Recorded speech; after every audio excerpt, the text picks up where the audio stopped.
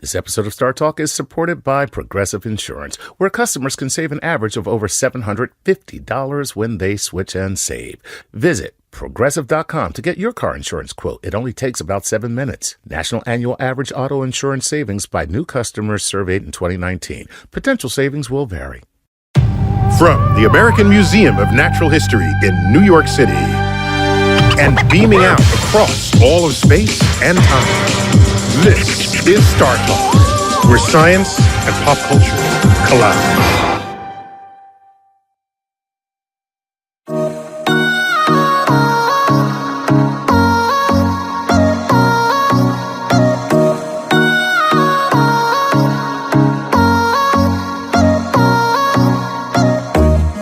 This is Star Talk. I'm Neil Degrasse Tyson, your personal astrophysicist, recording now from my office at the Hayden Planetarium, part of the American Museum of Natural History right here in New York City. Chuck Nice. Yo, what's up, Neil? Chuck Nice Comic on Twitter, and this is a Cosmic Queries edition. Yes, it is. Here's what we did. Yeah. Okay.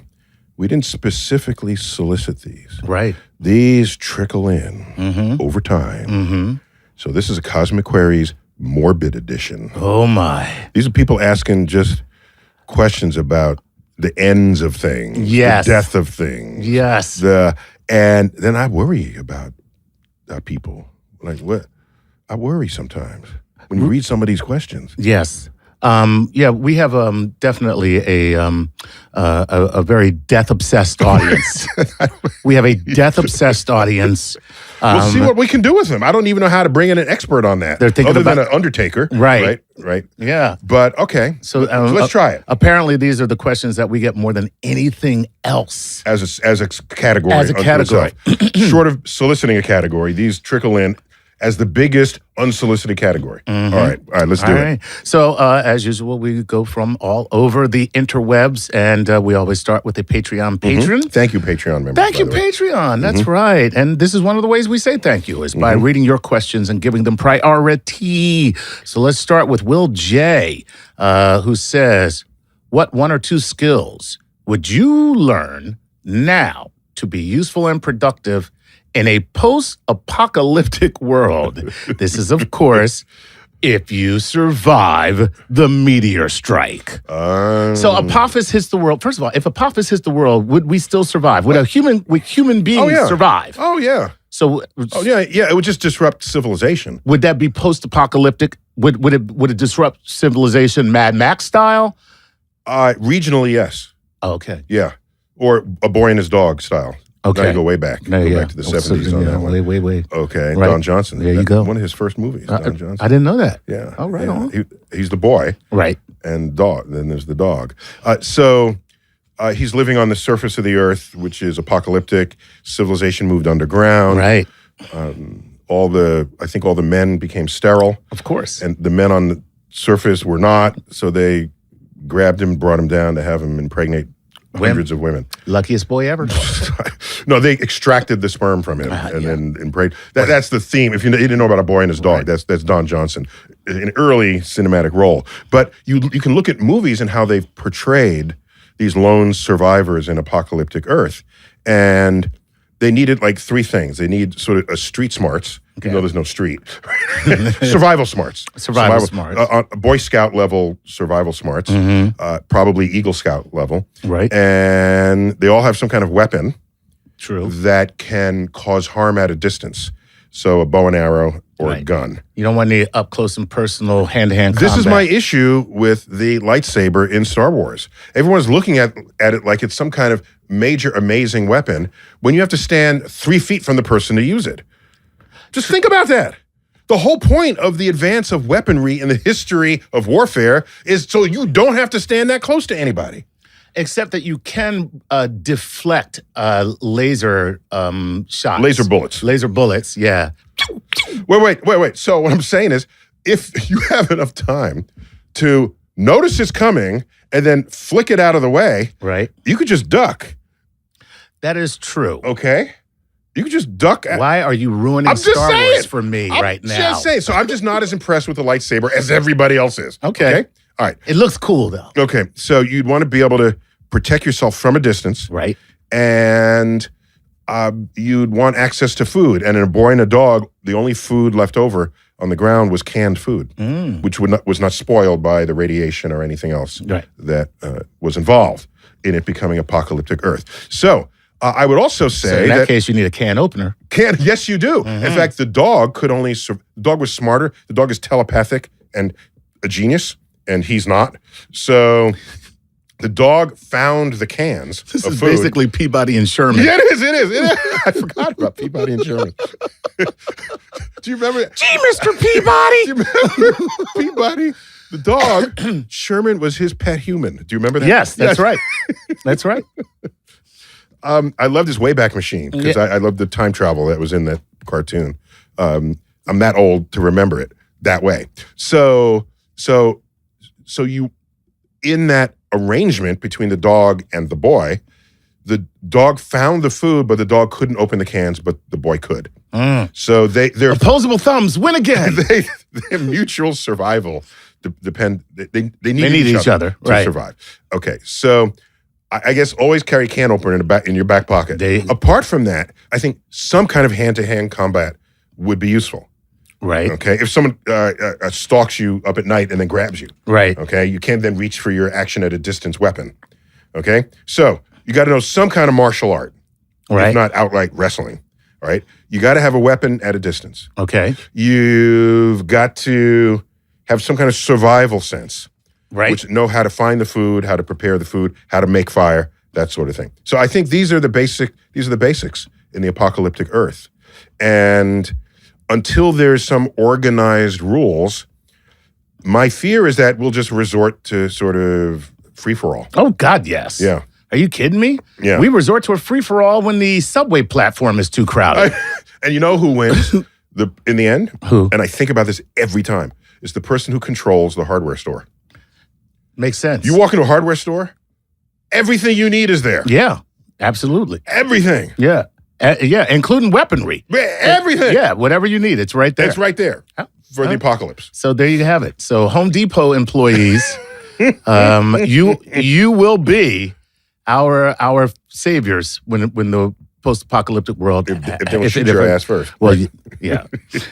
All right, cool. That's a cool. By the way, that's why it's good for you to have a talent that other people value that they can't just take from you. Like your knowledge of how to do things. I thought you were going to say comedy. I guess so. The king's jester, right? But if you're not funny. Well, the first time you're not funny, that's the end of your career. No, that's the end of your head. Well, true. End of your life, right? By the way, this has been studied in The Walking Dead. What's that? The danger is not the zombies, really. Okay. The danger is how people respond to each other. Right. So the interpersonal relationships become most important. Most important. And who do you value and why? Is someone overtaking the resources relative to other people? Right. Are some people power hungry? That exploration became most of what made The Walking Dead interesting. Not all the innovative ways they would kill the Walking Dead, because that gets redundant after like the 5th episode. There's only so many ways you can kill a zombie. Well, it was kill a zombie, right? So that exploration, I think, was the most intriguing part of it. I'm going to give it to you. I didn't watch it that much, but what I did watch, that's what was most interesting. It's like a soap opera, believe it or not. Yeah, it is, exactly. It's like a soap opera with zombies. Yeah, with zombies. It's a zombie soap opera. A quick other point, Go ahead. and I think about this often. If you're going to create an arc of people who will then regenerate civilization on the other side, how are you going to pick who's on that arc? Right? So if I were you, I would try to find something, some talent, some trade that would be useful in the apocalypse. That will assure that you might be picked to come on the ark. Right. Right. I'm trying to think of, like, will there be a nightclub on the ark? Because if there's a nightclub on the ark, I'm in good shape. He's still thinking. Yeah, you're not thinking about farming or Right. transportation or communication. You're thinking of Right. the nightclub and the cocktail nightclub, tables. right? Exactly. Do we have liquor and do we have night? Because then I can, basically I can generate a 2-drink minimum and entertainment. All right, that's cool, man. All right, next question. All right, here we go. This is Cosmic queries on the ends of things. Okay, go. Salah Madi wants to know this. Wow. What if? You going to share it with us? Okay, You're just gonna sorry. Say, wow. I'm sorry. What if Wolverine, with his regeneration power, was thrown into a black hole? Would he still get spaghettified? Or would he just continually regenerate? Interesting. Ooh. That's a weird question. I like it. Here's the thing. The spaghettification, unless you're Elastic Man, splits you into pieces. Okay. So if Wolverine breaks into 2 halves and those 2 halves continue to separate, there is no regenerating an injury. Right, because That's not really an injury. He's still Wolverine. He's just Wolverine being like kind of streamed. Well, if I split you at the base of your spine, that's likely the first place you'll break, and then at the base of your neck, and then at your knees and your hips, then he's Wolverine in 8 parts.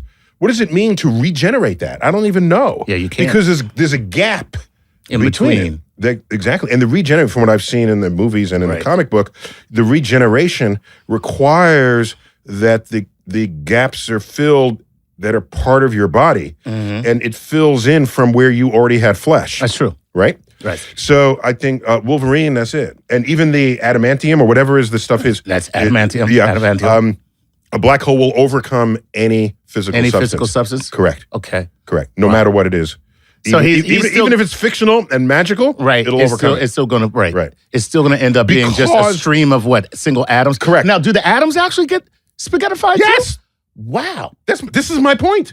The nuclei get spaghettified. Wow. This is why I'm saying. So Okay. So what happens is the tidal force of gravity. That's the stretching force. Right. Tides. That's where we get the word tides from. The tidal force of gravity becomes greater than all other forces of nature. Period. So Nice. the forces of nature that hold the molecules together, that hold the atoms together, Right. that hold the nuclei together, get ripped apart by the tidal forces of gravity. Oh, wow. Okay. That's why gravity wins. Right. So he's spaghettified. That's all there is to spaghettified. it, no matter what. Join the club. Yeah, sorry. Wolverine. Sorry, Wolverine. Dag, that's a shame. What's my boy's name, the actor?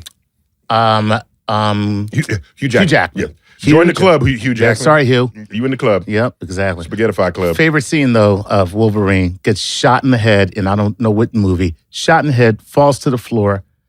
Everyone's standing there. A couple minutes later, the bullet pops back out, and he gets up. I love it.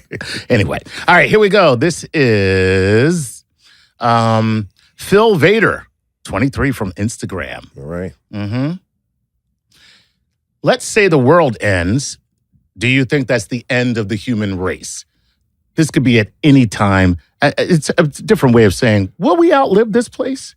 Do you think? How could you outlive the planet that you live on? I don't understand. Okay, let's say for instance. The answer is no. if Earth is destroyed.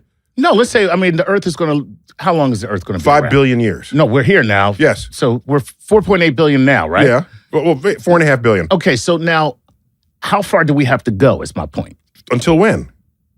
I'm saying, like, the sun is going to burn out. Oh, when? how far away? Yeah, how far do we have to go? Oh, that's what you're saying. No, how far forward into the future? I didn't understand that. Yeah. Okay. So, if Earth is ready to get vaporized by the sun, Right. you need some ability to planet hop. Right. Because the sun will grow in size. The temperature of Earth's surface will get hotter and hotter and hotter. Time to move, folks. You pick up your luggage, you move to Mars. Okay. The next farther planet from the sun. Okay? But the sun will also start to make Mars hot. So then you want to move farther out again. Then the sun will eventually die and no longer be a source of energy to any of us. Then you want to be able to star hop. Okay. Find another solar system to move to. Sure, why not? So how long would that? That all happened in 5 billion years. Okay, so we got another 5 billion years. You looked at worried. I am worried about it. I thought, thank God.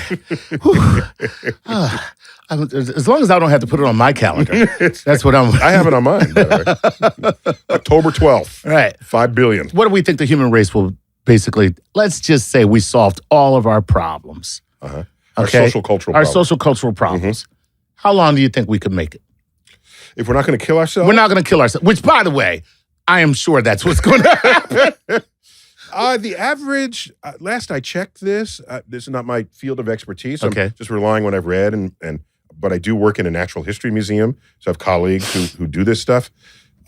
Last I remembered, the average life expectancy of a mammal species is several million years. So, and we've been around for several 100,000. So we should have we got a long way to go. We got a long way to go. If we don't kill ourselves. If we don't kill ourselves. And it might be that intelligence, as we've come to know it and understand it, is contraindicative of the survival of the species. So, in other words, there might be an inverse relationship between intelligence and survival. Correct. You might get so smart that it's impossible for you to survive because that's what causes you to kill yourself. Correct. Because you invent something that you think is cool and it's the end of the world. Damn. I think it was That sucks. who's the guy who wrote Slaughterhouse-Five? Kurt Vonnegut. I think it was Kurt Vonnegut, who, in one of his novels, he said, I'm paraphrasing, this is the last sentence ever spoken by humans.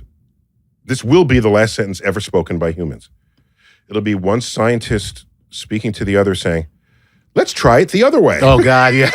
That's funny. Okay? That makes the last sense. sentence, right? So once you have the power over nature and the forces of nature are greater than you, right, or are ultimately greater than you, then you are wielding forces that can render your own extinction. Well, you know what? That makes sense. That there's a lot of, speaking of post-apocalyptic tropes, one post-apocalyptic trope is that there's a huge self-destructive action taken by humankind, and then they decide in the aftermath to live at one with nature and to never go beyond that.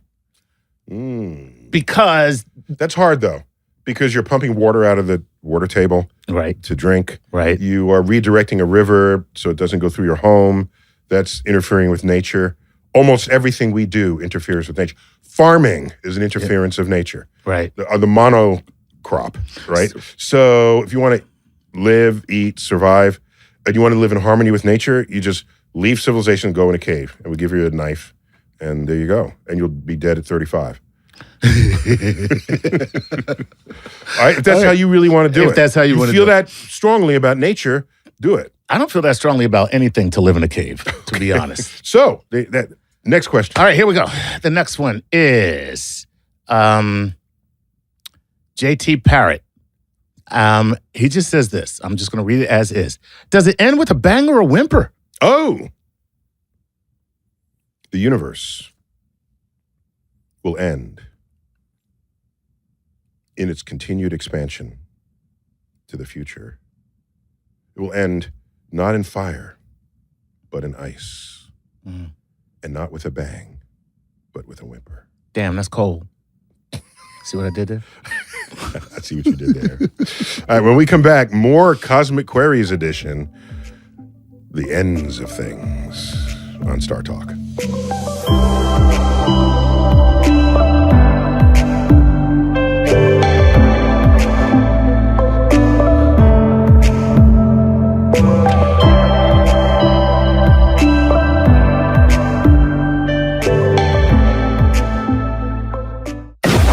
Bringing space and science down to Earth.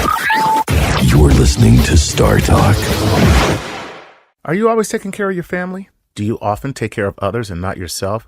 Well, now's the time to take care of yourself because you deserve it. Teladoc gives you access to licensed therapists to help you get back to feeling your best, to feeling like yourself again. Sometimes we don't know how much we need to talk to somebody. Take it from me personally. During the entire pandemic, I have had virtual sessions, and it has been such an incredible help. Now, with Teladoc, you can speak to a licensed therapist by phone or video. Therapy appointments are available 7 days a week from 7 a.m. to 9 p.m. local time.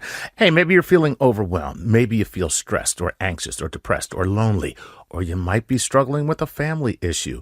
Teladoc can help. No need to wait months to get a therapist. Teladoc is committed to facilitating great therapeutic matches, so they make it easy to change counselors if needed for free. Teladoc therapy is available through most insurance or employers, and individual plans are also available. Download the app or visit teladoc.com/StarTalk today to get started. TELADOC.com/StarTalk. You know you're ready to earn your degree, but you need a university that works with your busy schedule. At WGU, their programs were built to be flexible. WGU offers a quality degree program that's affordable, flexible, and even makes it possible to graduate faster. You can earn a respected bachelor's or master's degree for under $8,700 per year, fees included. What? What year is this? See what WGU's competency-based programs can offer you. There are no set login times and 24/7 access to most coursework, so that means you can earn your respected bachelor's or master's degree on your own time. WGU's low flat rate tuition covers as many courses as you can complete each term. That means you can use what you have to get what you want. Take your skills and use them to graduate faster. Get your $65 application fee waived at wgu.edu/StarTalk. That's wgu.edu/StarTalk for your $65 application fee waived.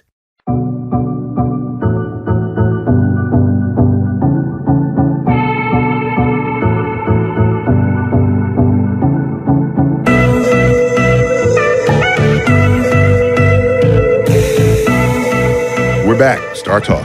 Tyson here. Nice there. That's right. Chuck Nice he is. That's right. All right, what do you have? Okay, let's move on. Cosmic queries. Some more cosmic queries. Our morbid edition. Morbid edition, yes. Go. All right. So, what? This is a morbid question, and so DJ Maz. Wait, just to be clear, we left off the previous segment. Somebody asking simply, "Will it end with a bang or a whimper?" And I gave like a poeticized answer. But let me just give put a little more flesh on that bone. Okay. So for a while in the 20th century, once we had Einstein's equation of gravity, the universe could be expanding or contracting within that equation. The equation didn't distinguish one or the other. Okay. Observations showed we're expanding. Right. Now we can ask, will we expand forever, or will it one day slow down, stop, and contract? Okay. We make more observations, and we show, no, there's not enough gravity to halt that expansion. Right. It will expand forever. Once we learned it would expand forever, then we asked, what is the long-term profile of the universe? Well, the temperature will get further and further diluted as space expands. Space-time expands. Right. Because all that energy used to be concentrated here, and now it's half, and then a third, and a tenth. So the temperature eventually it dissipates. Right. It dissipates. That's a good way to say it. The intensity of energy dissipates. The temperature of the universe drops. Right. And it'll never come back. So, and all the stars will die and not get regenerated because everything will separate from each other. And so gas clouds will make their final stars, and that's it. So then the stars will ultimately burn out one by one as the sky goes dark. Thus, the universe ends with the wind. Not in fire, but in ice, and not with a bang, but with a whimper. That's kind of sad for the universe. I mean, I don't want to anthropomorphize the universe. You just did. I feel bad for the universe now. Maybe that's a good way to go. Yeah, I wouldn't mind going like that. There you go. Which brings us to our next question. Yes. What a great segue you just made. DJ Maz 2006 on Instagram says, Neil, how do you want to die? Oh, this is public knowledge. Oh, really? Oh, yeah. Okay. Yeah. I bet if you typed, how does Neil Tyson want to die? Hold on. No. Nuh-uh. I'm gonna do you it. Test it? I gotta test it out. Since you said it, because I got my phone handy. Hold on. All right, here we go. I'm gonna talk to my phone. How does Neil deGrasse Tyson want to die? Okay, clearly you have done this because 1, 2, 3, 4, 5, 6, 7, 8 YouTube videos came up about you dying somehow. Here's you on the afterlife. Here's you on I Don't Fear Death. Here is you on near death and near death experience. Wow, you talk about death a lot, dude. No, it's not that I come out of the box doing this. Is that people come to me asking about it. Okay. All right, so how do I choose to die? I would delight in, if I were near my deathbed, Okay. temporarily near my deathbed, I would say, don't lay me down to die. Launch me into that black hole so I can be spaghettified. Oh, wow. And I will report back until I no longer can. Sweet. And I'll be the first human to be spaghettified. Spaghettified, yeah. Nice. Yes, I will totally go that Somebody way. get some sauce for Neil. Spaghettified. We need some sauce for this man. Spaghetti sauce. Okay, so now Spaghettified sauce. that's kind of cool, actually. All right. If that's how you're going to go, but do you think that would hurt? Seriously? Yeah. I mean, I'm being. Yeah, but it'll be. Yeah, and your point is, what do you mean? Do you think it'll hurt being stretched and ripped apart by Tidal Force? Well, I mean, my point is, would it happen so quickly that it wouldn't make a difference, or would it happen to the point where you would be thoroughly aware of every single part? I mean, until you couldn't. You be. feel like you're stretching and say, "That's good." Nobody doesn't like a good stretch. No, absolutely. And then it is unrelenting, and you say, "Okay, I'm done now." No, sorry. No, that's not how we play that. Okay. And then you stretch, and then you snap into 2 pieces. Now, the thing is, all your vital organs are in the upper half of your body, so you'll likely stay awake even after you lose your lower half. Wow. And then, if you sever at the neck, they did experiments at the French Revolution. That you can still see it. Yeah, right? Yeah. Yeah. And so they get blinked, for a few seconds. Yeah. So that's how I would do it. Okay. I want my death to have some value to science. All right. And that's how you do that. That is where we differ. I want to die in my sleep. Okay. Feeling nothing. All right. Well, that's cool, man. There you go. Spaghettification. All right. By the way, this concept of feeling nothing by dying in your sleep, I don't know if it was just my immaturity or my literalism of because I was a geek kid. Okay. And everything was literal to me. I could not think figuratively about anything. And I would rethink things like 6 of one, half a dozen of the other. You know that? And yes. I thought, is it 6 of one half, a dozen of the other? Well, that would be 3 and 12. So it's just because why would anyone say 6 of one, half a dozen of the other? Why would anyone say that if those are the same thing? If they're the same thing, right. Right. So what's the point? So maybe they meant something else. So I thought 6 of one half, well, that's 3, and a dozen of the other. So maybe they say there's 3 of these and 12 of those. 6 of a half. So I had a very literal mind. And one of them was trying to understand people, learning when people died by taking sleeping pills. Mm-hmm. And I'm thinking, how could you die by taking sleeping pills? Don't you just go to sleep? What? I can imagine dying by taking poison. Right, yes. I get that, okay? You can die by gunshot wound, by knife, by falling off a cliff, but just by going to sleep? And then I had to learn that you can take too many pills. Right. And then your body just stops working, but en route to you having digested these pills, you simply fall asleep. So I have to deduce this from first principles. That's all I'm saying. Well, you just described my favorite way to die. Yeah, but without the pill part. I don't want that part. You just want to go to sleep. I just want to go to sleep and not wake up. Okay. All Yeah, right. exactly. Many people in my family have died that way. Really? Yeah, yeah. Well, here's the thing. I was just thinking about this morning, okay? You read about someone's death and they say they died peacefully in their sleep. Right. Does that mean if they don't say that they were screaming in total agony? So that's why even mention that? But so I guess it brings comfort to people. Right. But peacefully, that's the comfort part. Right. But if you died in pain and agony, you're not going to tell that to someone. So now I'm thinking if they don't say they died peacefully, that's actually how it happened. Yeah. I would say that's almost They the did not case go that they did not go into the quietly. night. Yeah. Right. Okay. Yeah. Mhm. Now I'm wondering if you woke somebody up right before they died, would they then not die peacefully in their sleep, but in agony because you woke them up? Okay. This is an experiment I don't really want to do. I do. Oh, that'd be so cool. It's just like, yo, wake up. Like, why did you do that? I saw the light. I was almost dying. at the light. Oh my God. I saw the light. I was almost there. You son of a. Okay. All right, here we go. Mike Ireland wants to know this. I know that you covered artificial intelligence. What do you think the percentage is that computers have already garnered human consciousness, and are they laying them wait? Come on now. Is it an eerie thought? And I just love your opinion on the matter. Are they laying them wait? In other words, until the right time. To do what? To get rid of us. Oh, so you're saying computers are pretending to not be full up AI, yet they've already achieved it. Okay. And this is a plot. By the way, at first I was laughing at this guy, and now that I just heard you say it, I'm scared. Okay. Because that could actually be the case. Okay. If you are an AI that is truly an AI, right? They could do that. And you knew They could you knew lay that back. if you exposed the fact that you were an AI, okay, true we would intelligence, unplug that you would go ahead and plug me, then I go, well, I can't let you know that, and then I chill until there's the right time where I can get rid of you or Before not you be unplug me. unplugged. Right. Before you unplug Before you unplug me or not be unplugged. One or the other. I would either wait until I can't be unplugged or I get rid of you so you can't unplug me. Yeah. Okay, so that was kind of the plot in the remake of War of the Worlds. Really? Yes. Okay. They did not follow the script from the original H.G. Wells story. Right. This is the one, 2004. Tom Cruise. Tom Cruise. Right. Okay.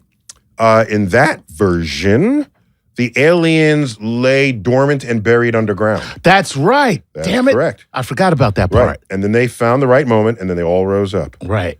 Okay. Now that idea, which perhaps they thought was clever, it undermines the entire plot of the movie. Okay. Which is aliens alien invasion from another outside, planet, right? Who are overcome not by our weapons, but by germs that they do not have immunity to because they did not evolve on this planet. Right. So that premise means they had to be here a long time ago to put that stuff in the ground. Yes, and now they're in the ground. Now they're in the ground. They can develop an immunity to our germs. Interesting. That entire premise unraveled in the presence of this new idea they're going to pre-bury the aliens. Gotcha. Yeah. So that pissed me off. I'm just saying. Well, I'm with you on that. It was a crap movie. So, I mean, don't get me wrong. Love Tom Cruise. Okay, love him. You know that movie had a narrator. Wait, no. Yes, it did. No. Yes, it did. How? Yes, it did. I've seen it twice. I don't remember a narrator. Okay, just take a guess, and there's a 50% chance you'll get the right narrator. Mm-hmm. Tim Robbins. No. Morgan Freeman. What? Yes. That's right, it did. Oh my God. And he comes on at the end. At the end. And I got the end quote right. That's now. right. I carry it with me. All right. Here we go. I carry this narration with me. All right. All right. The end of the 2005 War of the Worlds. From the moment the invaders arrived, breathed our air, ate and drank, they were doomed. They were undone, destroyed, after all of man's weapons and devices had failed, by the tiniest creatures that God in his wisdom put upon this earth. By the toll of 1 billion deaths, man had earned his immunity, his right to survive among this planet's infinite organisms, and that right is ours against all challenges. For neither do men live nor die in vain. Nice. Translation. Whose house? My house. Anyway. But that wouldn't happen if they were here if they for were millions of years. Right. And by the way, I just find it so ironic that one of the most recognizable voices on the planet is doing a reading of the most recognizable voice on the planet. So weird. How meta is that? Neil deGrasse Tyson does Morgan Freeman. That's cool. But did you like my I did. I liked, and by the way, that's a great little quote. Okay, I got a fast one and a quick aside. Okay. A quick aside. All right. When I heard it, I said, that's beautiful. Right. No, the novel was a 19th century Victorian era novel. And I said, that's beautiful language. I bet it was verbatim from the story. Okay? Because nobody today writes like that. Nope. For neither do men live nor die. No, that's not coming at anybody in Hollywood today. No. So I said, let me find the original. But I had another little issue. I said, this makes very strong mention of God. And I said, well, H.G. Wells was highly scientifically literate. Did he make mention of God? I went back and found the passage. No, he does not make mention of God. Here is H.G. Wells's original passage. Oh, snap. Covering that part of what was used for the movie. Okay. You ready? Go ahead. For so it had come about, as indeed I and many men might have foreseen, had not terror and disaster blinded our minds. These germs of disease have taken their toll of humanity since the beginning of things, taken toll of our pre-human ancestors since life began here. But by virtue of this natural selection of our kind, we have developed resisting power. To no germs do we succumb without a struggle. And directly these invaders arrived, directly they drank and fed. Our microscopic allies began to work their overthrow. Already when I watched them, they were irrevocably doomed, dying and rotting, even as they went to and fro. It was inevitable. By the toll of 1 billion deaths, man has bought his birthright of this earth, and it is his against all comers. It would still be his were the Martians 10 times as mighty as they are, for neither do men live nor die in vain. Woo! Hashtag Darwin rocks. He's got pre-human ancestor. He's got natural selection of things. Yep. No mention of God. These are two different things. I think Hollywood was afraid to get real on it. Oh, yeah. There you go. We got to call this segment quits. We'll be back with the third segment of Cosmic Queries, the Death Edition, on Star Talk.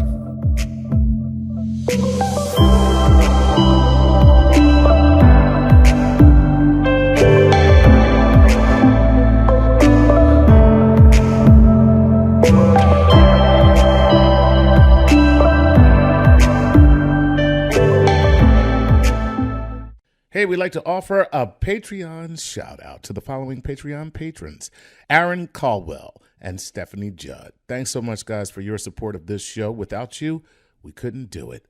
And if you would like your very own Patreon shout out, make sure that you support us at patreon.com/StarTalkRadio. The future of space and the secrets of our planet revealed.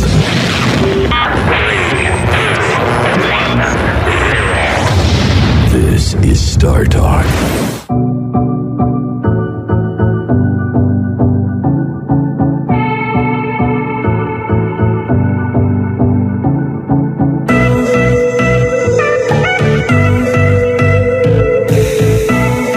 Chuck, last segment, Star Talk. That's right. Cosmic Queries. Yes. The Death Edition. Death. All right. All right. All right. Let's jump right back into it. Give it to me. This is Jay Degator, I'm going to say. Down the last name. There you go. What is Wait. Jay Degator, I'm going with. Yeah, I'll give it to you. Okay. Jay DeGator. Yes. It's probably Jay DeGator. It might be, but you know. Yeah, it's Jay DeGator. Jay, I'm with you on this. Okay. All right. Good for you. Jay, why don't you change your last name to Jones? How about that? Then we won't have a problem. All right, he says this. What does the merging of black holes mean for the future of the universe? Could the universe eventually be the victim of a collective hypermassive black hole? Could we be left with a singularity or black hole containing all the information of this universe waiting for the next Big Bang trigger? Ha ha. Everything in the world just ends up into one giant black hole that creates a singularity that then becomes the universe again. Okay, so black holes are not quite what you think they are. Right. They're not giant sucking machines. No, they're not. Okay, so if the sun became a black hole, Earth would still Go right around If you could it. shrink down the sun and make it a black hole, Earth would still go around in orbit like it would be dark and cold. Right. But orbitally, It would make no difference to us. So now, So just because it's a black hole doesn't mean it's reaching out right. in places it didn't previously reach out to eat you. So are you saying that anything in orbit around a supermassive star that collapses under its own self and becomes a black hole, Right. If it's already in that orbit, Correct. then it will not cross the event horizon created by that black hole and Correct. just continue to be in that same orbit? Correct. Unless the black hole eats by some other means, then the black hole gets bigger. Okay? So if you fed the black hole top and bottom, Okay. now the black hole will grow, its gravity will increase, and it could increase to such a point where your speed in orbit is insufficient to maintain your orbit. Gotcha. And then your orbit decays and you fall in. That could happen. Okay. Yeah. Okay. But it's like I said, it's the objects had to have been headed towards the black hole to get eaten To that way begin in the with, first place. right. Right. So it's not some giant sucking machine, first of all. Second, all evidence points that every red-blooded galaxy has a supermassive black hole in its center. Modern evidence shows that Right. if not every galaxy, certainly most galaxies, red-blooded galaxies, have supermassive black holes in them. When galaxies collide, it is highly likely that these black holes will find each other, all right? Because that's how the dynamics of colliding systems works. Right. And then they will consume each other, passing through each other's event horizon. Gotcha. Okay. So then you have a black hole twice as big now. All right, fine. But then it's just still stuck in the middle of these two galaxies that have merged. Right. It's not reaching out to some other galaxy. Right. All right. So now we have an accelerating, expanding universe. So there's a galaxy over there, and I'm a galaxy over here, and the expanding universe will forever take that black hole away from my black hole. Right. So So you're all moving away from each there's other. no reason to think that all the matter in the universe is going to land up as one black hole. Gotcha. Okay. Not only that, the universe is just going to expand forever, and forever is a long time. It is. It's not long enough for the Bible, though. The Bible, it's forever and ever. You ever notice that? Yeah, it is. Yeah. Forever and ever. And ever. Right. Right? Because forever, however big that infinity is, I want more infinity. 1 plus 1. Infinity plus 1. Oh, you're the annoying kid, right? I can count to a big number. I counted to 100 billion. 100 billion 1. There you go. That's how to get an ass whooping in the street if you Amen. do that. So, in the very distant future of the universe, the black holes that did eat whatever it was they were going to eat Right. will ultimately evaporate in what's called Hawking radiation. Okay. So the black hole becomes undone, and all that matter that was in the black hole is now scattered back into the universe. So now, if you do the math and ask how much mass is there within the radius of the known universe, and see how that compares to a black hole's mass and size, it turns out the entire universe can be analogized to being a black hole unto itself, with a horizon beyond which you cannot see. Wow. So it is not completely crazy to think of the universe and all that's going on within it as containing a black hole that has all the external properties that any black hole we're looking at would have within us, within our universe. Okay. So then you ask, if we are a black hole, are we a black hole in some larger universe? That's what I was about to say. So who's to say that there's not more universes with the same black hole that we would be? Correct. This is what led to the idea that maybe black holes are portals to entire other space-time continuum. Aha. Yeah. Okay. Yeah. Okay. So in Men in Black, the galaxy on the belt of Orion, Right. we remember this. Yes. Okay. It's a little weird to have said it that way. If it were a black hole on the belt of Orion, then that would legitimately be an entire other universe.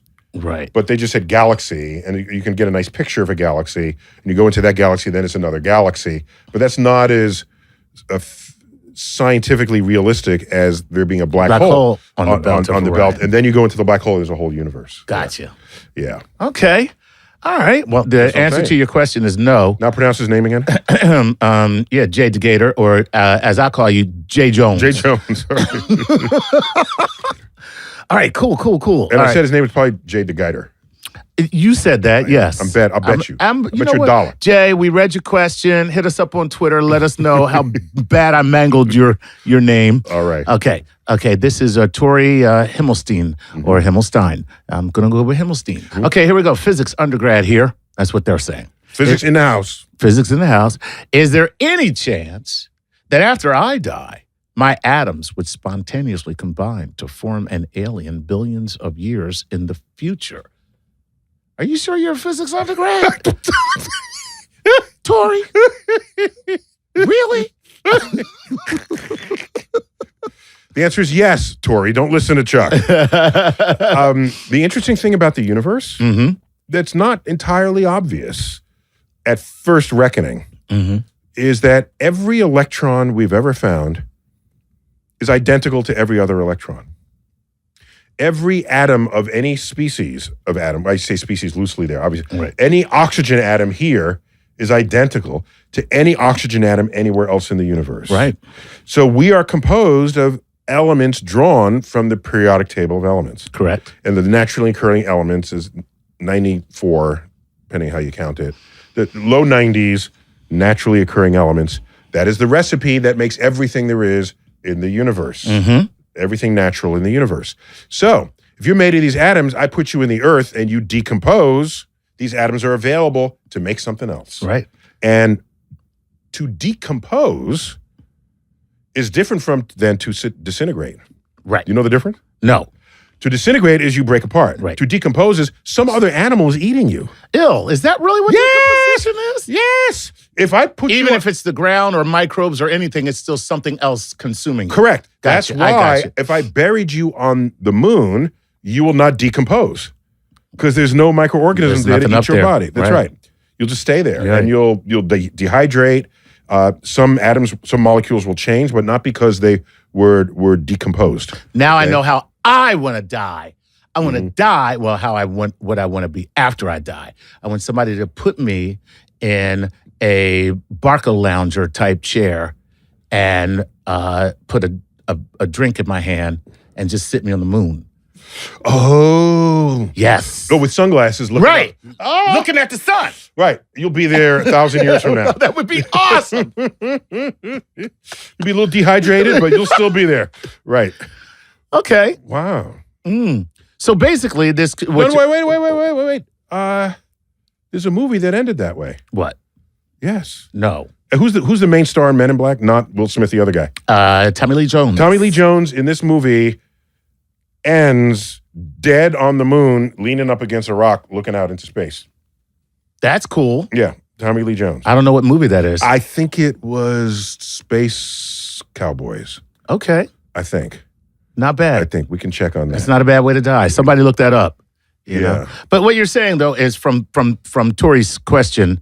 So we're just all information. So they basically No, we're ingredients. We're ingredients. That's what I mean. Kitchen ingredients. We're kitchen ingredients, Yes. basically. Yes. Right. And so that's why I want to be buried rather than cremated. Right. Because I want the energy of my molecules in my body to be available to other organisms. If you are cremated, your energy gets dispersed into space. Right. That's fine. You might enjoy that, like that. But the rest of what is you are all the atoms are broken apart, and other creatures can't utilize them. You don't have nutritional value Right, to them. right. But you'll still exist as atoms. Right. So aliens that might evolve on this planet or some other planet, if your atoms were taken there, yeah, you could be composed as part of another atom.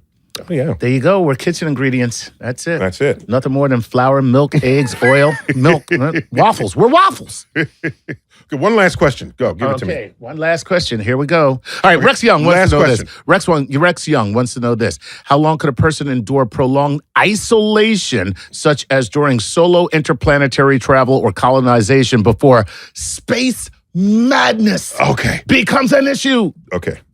We don't have time for this, but I want to do it anyway. Figure it out. Okay? Okay. Go ahead. Chuck, All right. I'm old enough to remember the Twilight Zone in first run. Not the earliest, but the later, slightly later years. Okay. Like in the 60s. It went into the mid 60s. It's still on, so Okay. All right. You can catch it. Yeah. All right. So there were so many episodes about astronauts going crazy for lack of human interaction. Right. Okay.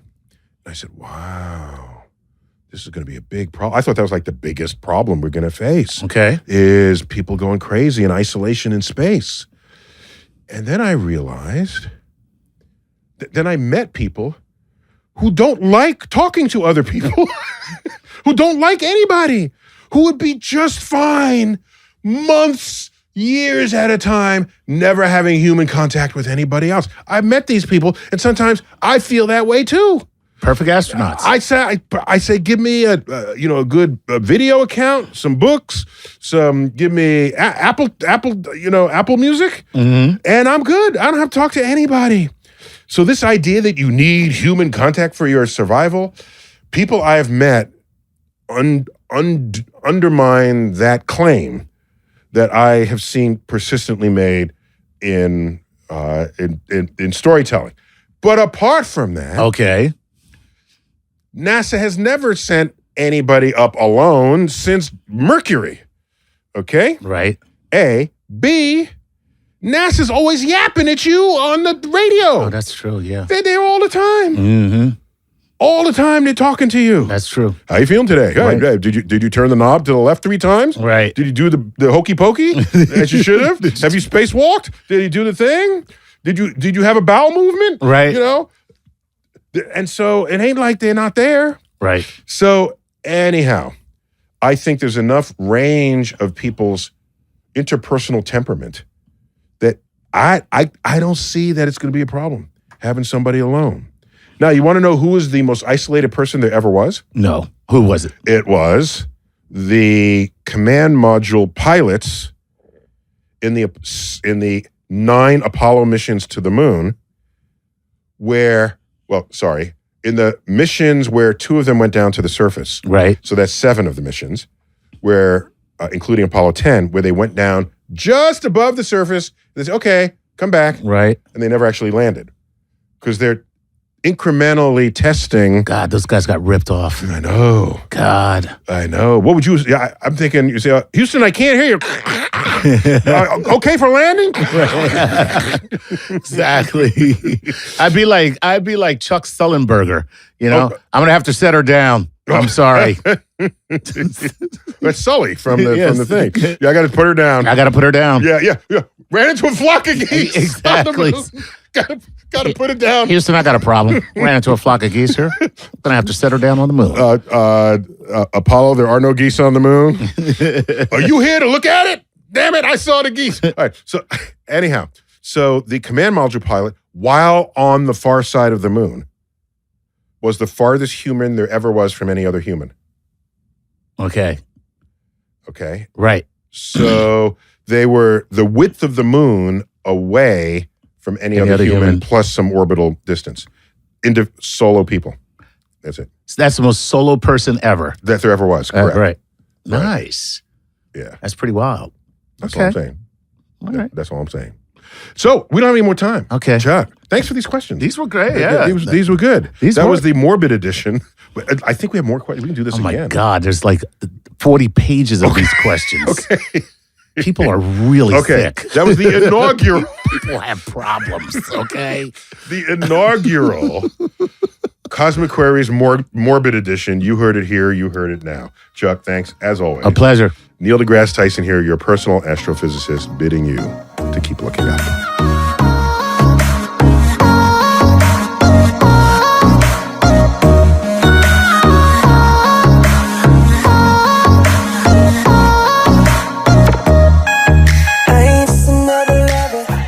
So you're ready to earn your degree, but you need a university that works with your schedule. Well, WGU and their programs are built to be flexible. WGU offers a quality degree program that's affordable and even makes it possible to graduate faster. Plus, you can earn a respected bachelor's or master's degree for under $8,700 per year, fees included. That's right, you heard me.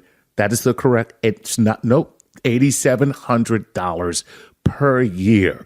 Let your experience and dedication help you earn your degree faster. See what WGU's competency-based programs can offer you. With no set login times and 24/7 access to most coursework, you can really earn a respected bachelor's or master's degree on your own schedule. The low tuition rate covers as many courses as you can complete each term. That means the faster you learn, the more you'll save. Get your $65 application fee waived at wgu.edu/StarTalk. That's wgu.edu/StarTalk for your $65 application fee. Poof, gone, waived. Our application fee, poof, gone, waived.